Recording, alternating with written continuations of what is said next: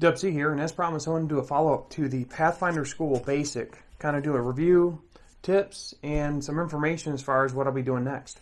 The first thing is I did pass. I did receive the patch, and you have to have an 80% or higher to receive the patch. You can still complete the course and get the certificate, but I had to get the patch because I really want to move on to the intermediate and advanced levels. First, kind of a review of the course. I really enjoyed the course. I thought it was a fantastic way of strengthening your skills and learning how to use the 10 C's, which they explain in the course, and really getting along with less gear. Which kind of leads me to my next thing, right? Only, if you're going to go with this course, only bring what's on the list. You see other videos, there's many other videos as far as loadouts and gear. Only what's bring on the list. I promise you, you'll be wasting time by bringing anything else except for what's on the list. And bring the recommended gear on the list, or something that, not so much the name brand, but make sure it's supposed to. For example, having the knife with the 90-degree spine, non-COVID, high carbon steel. So important for what they're trying to explain. One, they're trying to get everybody on the same gear set, so when they're teaching, everybody has the same potential as the others. And the other thing is it works, right? All the stuff that they recommend, or within that reason, it works. Next thing, I'll get to my pack. Okay, this is the LA Police Gear 72 hour. I'll also put a link for the video that kind of goes through what I did as far as my loadout. This pack, way too big. I knew it. I kind of called it in the video. I would probably suggest 20 liters, approximately like a haversack or something like that for this course, because you're only going to bring what you need. This was overkill, and it actually, because I conditioned, it was okay, but this was a bunch of extra weight I didn't need to carry, because we did a lot of hiking, we did a lot of moving, we did a lot of walking, and carrying bags of sticks, and this is all unneeded weight. I mean, there's a ton of extra compartments, and then the front packs were really nice because I could put snacks in them and all that stuff, but they're all kind of overkill. One thing I forgot to mention was that on the list initially, it only has like a 1-cup set with the cup and the nesting, the metal bottle and the nesting cup.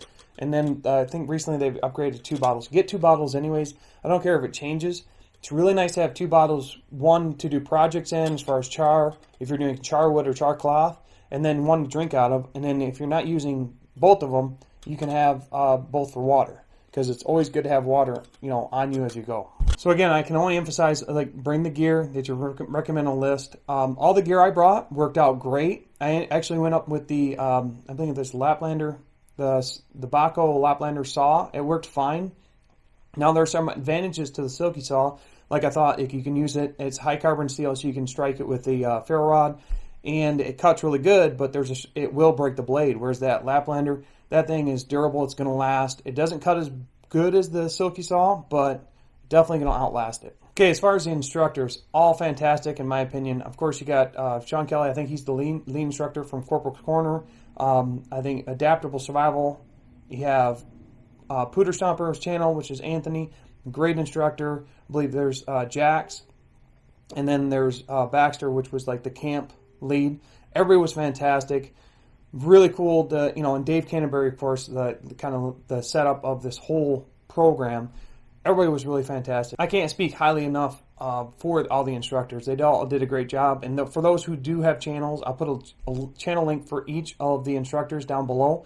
You can check them out. Which leads to my next thing. If you're going to do this course, practice the skills. How do you get the skills? Well, I mean, if you're watching these guys' channels, you're definitely going to see the stuff that they're going to be doing out there. They kind of live by it, and they kind of showcase a lot of it. Like Corporals Corner, he uses the 10 C's on most of his outings. And definitely you can see all the skills they're doing, all the knots they're using, the shelters, all that stuff kind of live. And then once you learn it from their channels, practice it. I actually watch a lot of their channels already, so I was able to watch and see how to recover a wet lighter and know that before you go on the course. It's, kind of get you ahead of the game, but in the same token, actually doing it when there's time, you're hungry, tired, stressed, it puts it in a whole different perspective. But knowing those skills is going to be a lot important. As far as conditioning, this is probably the most underrated thing that I think maybe most people went in there kind of seeking, because not everybody passed this course, obviously. And, some got ill, some got hurt, some, just didn't make it for the pure conditioning aspect. I was walking like a lot with the 50-pound pack. Now I'm going to double that conditioning because I do my workouts and then I do the walking with the pack and then I do outings. I'm going to have to do that like double for intermediate because I do not want to mess around with any conditioning problems. I don't want to be exhausted when I'm trying to do task or, trying to, you need to do this. I don't want to be exhausted. I want to have that kind of like out of the way. So I know I have a baseline as far as what I'm going to do for conditioning for like a basic course. If I just double that or up that quite a bit, then I should be ready for intermediate. But at a minimum, I think they have a minimum requirements as far as when you sign up for this course. I would just go straight, be very active, right? Work out, do 5 kilometers a day if you can with the 50-pound pack. Then you'll be ready, maybe. I mean, because it's very, very intense course. And just because they say this a lot, just because it's basic doesn't mean it's easy. Now, as far as food went for basic, you could bring some of your own snacks and whatnot. I did a lot of the first strike components and they worked out good.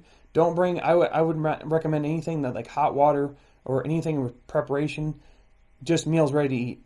Like even with the retort pouch, if it's like beef stew and you can't stand to eat it cold, don't bring it. Bring sandwiches, like the Bridgeford sandwiches, so you can just eat out of the package. Like I said, a lot of the stuff I ate was like first strike bars, protein bars. You can have beef jerky, all that stuff that's quick eating. You're not gonna have much time to eat anyways, so you're gonna be eating on the go all the time. And one thing I had, like as far as waking up and having coffee, you're not allowed any stoves. You're not allowed to have fires unless there's a community fire and whatnot. So for coffee, like I have to have caffeine. I live on caffeine every morning. And luckily, I had some First Strike Bar Mocha. They had like 100 milligrams caffeine in them. But I was using those, and then it got to the point where I was just taking the instant pack of coffees, downing them real quick, and then slamming some water behind them, just so I could maintain a level of caffeine so I don't get a headache and like that, which is terrible. But in the same token, I like to have a cup of coffee in the morning, and there really wasn't time for it. There really was just time to go, go, go. You could make time for it, but like I'm used to having a fire by my camp. And you're not used to, or you're not supposed to have that in this first course, so maybe in the next one. But I'm saying, if you need your caffeine, you might want to bring some supplements for the caffeine, such as the First Strike gum has caffeine in it. There's the First Strike bars with the mocha. They have 100 milligrams caffeine, or there might be like a powder or drinks that have caffeine in them. You may want to take those because you're not going to have time. You may not have time for the hot coffee. And another thing that I would recommend for these courses is definitely anytime you get done with a task, use your idle time wisely.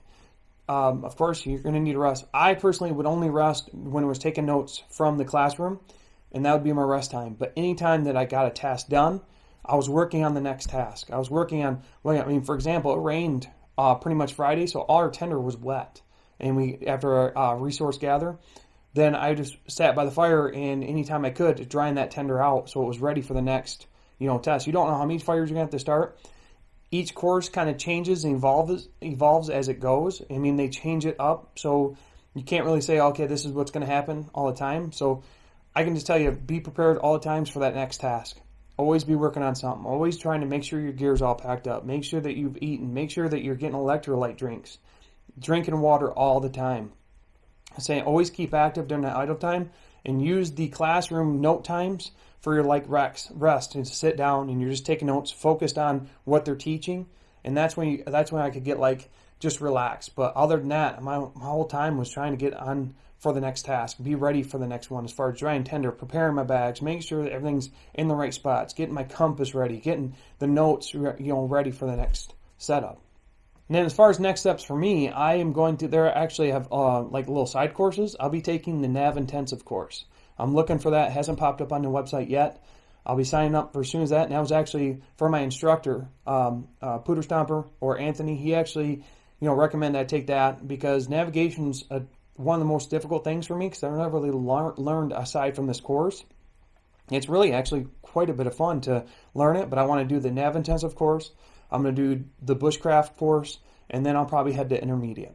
See how well I do there, and then hopefully go to the advanced courses. But there also is like a trapping course, primitive, I think, as a current, and I'll be trying to do both those because, like I said, there's excellent instructors, excellent program. I really like the area, and hope to get through all the courses on there.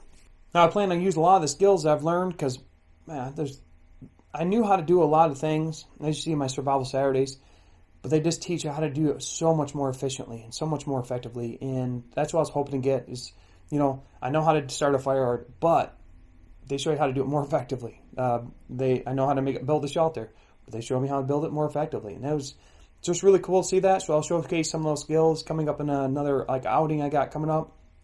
But I definitely wanted to put this video out there. One, to talk highly of this course because it's fantastic. If you're looking to do it, definitely sign up for it. But hopefully, like, watch all the other videos, watch all the other loadouts, get a feel for it, and make sure you're conditioning because it is not an easy course. For anybody that was sign up for the course or wanting to check out that course, I definitely recommend it.